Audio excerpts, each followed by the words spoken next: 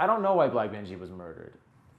I think it was just negotiations gone wrong. For whatever reason, this conversation went awry, and then when you have a large group of people, you know, you have sort of mob mentality.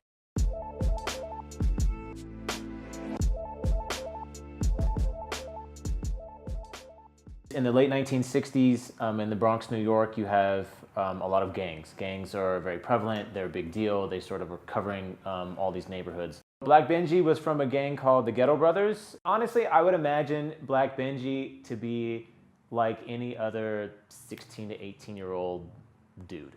You know, he was probably like stressed out about his situation, very disenchanted with the living conditions that he was presented with. Obviously, you know, the Bronx was a pretty rough place at that time. The conflict is the typical conflict that happens between gangs, right? It's violence over territory or violence over disagreements and arguments. What happened in this instance is that Black Benji was trying to be a peacemaker. He was trying to mediate between two rival gangs and was killed during the process. Because there's a lot of clubs that help just their own friends. They forget about other people who live around us, you know? But we don't think like that. We like to help everybody. Benji was viewed as somebody who was a peacemaker. He was, you know, essentially a passive person in this thing. So you have somebody that's viewed as essentially innocent. So when an innocent person dies, you know, violently, right? We view that as being like a very negative thing. And it was that moment at that time that just right place, right time, where people sat back and went, whoa, like death of any kind, or especially murder, is a very negative takeaway.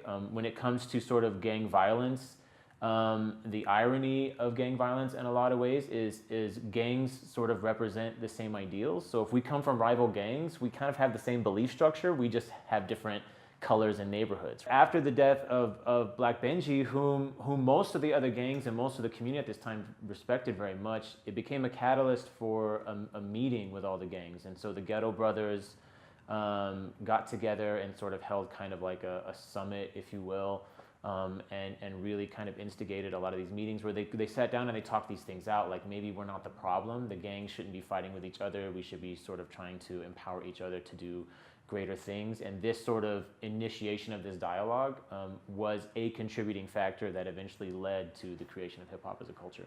We were the type of group that we were internationalized, okay? We believed that there was no boundary. The streets belonged to everybody. Now, the rules that the other gangs was, if you step in a certain community, you had to take off your colors. If you walk in with your colors, you're asking for war.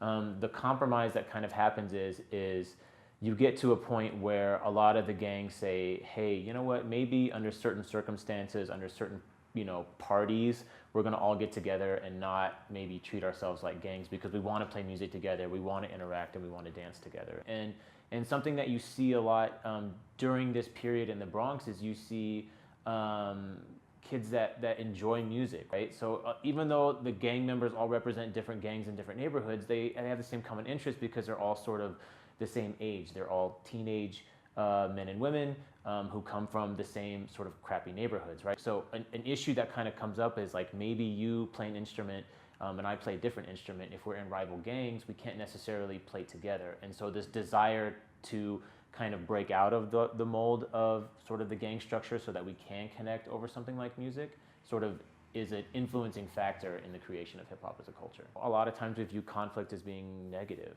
I don't necessarily think conflict is negative all the time. Conflict is good, conflict is motivating.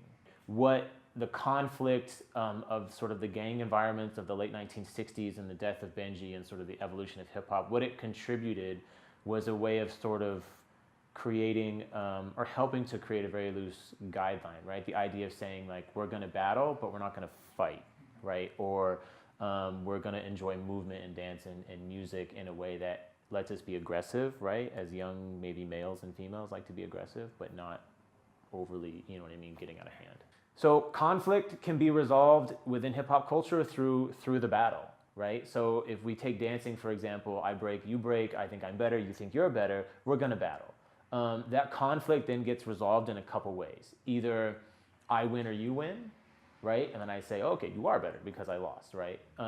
Or I say, I'm still better, and you say, I'm still better, And what happens is we keep battling over time. And what you see is kind of like, if you and I battle each other day in and day out, week in and week out for 10 years, eventually we'll most likely get to a point where it's like, maybe I don't like you and you don't like me, but I'll respect you for what you do, right? And that's kind of how you want that conflict to be resolved, is through either respect, and sort of like mutual understanding.